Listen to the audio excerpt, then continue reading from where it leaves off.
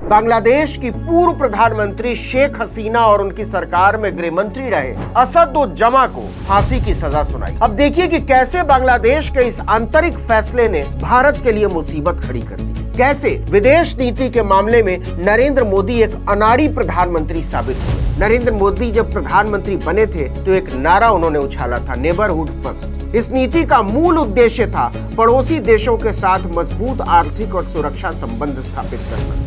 लेकिन मोदी न पाकिस्तान को समझ सके, न नेपाल को, न बांग्लादेश को, न श्रीलंका को और चीन को समझना तो जान ही नहीं। शेख हसीना तीसरी बार बांग्लादेश की प्रधानमंत्री बनी और उस साल भी उन पर चुनाव में हेराफेरी के संगीन आरोप लगे थे। 2008 के चुनाव में ये आरोप गहरे हुए और 2024 के चुनाव में तो शेख हसीना ने एक तरह से विपक्ष विहीन चुनाव लड़ा, क्योंकि खालिदा जिया की अवामी लीग ने चुनाव का ही बहिष्कार कर दिया था। चुनाव लोकतांत्रिक नजर आए, इसलिए शेख हसीना ने खुद ही कुछ छोटी पार्टियों और स्वतंत्र उम्मीदवारों को अपने खिलाफ खड़ा कर दिया। इस चुनाव में विपक्ष के गंभीर दमन के बाद बांग्लादेश में शेख हसीना के खिलाफ गुस्सा चरम पर जा पहुंचा। मोदी देख ही नहीं पाए कि यह गुस्सा भड़केगा तो भारत के लिए कितना बड़ा नुकसान होगा। भारत के लिए पाकिस्तान और बांग्लादेश के बीच गाढ़ा होता यह रिश्ता भारत की सीमा सुरक्षा के लिए एक कड़ी चुनौती बनता जा रहा है। अगर दोनों देश इसी तरह पास आते रहे तो दक्षिण एशिया में भारत के खिलाफ एक नया गठबंधन उभर सकता है और इसकी वजह केवल ये होगी कि नरेंद्र मोदी के पास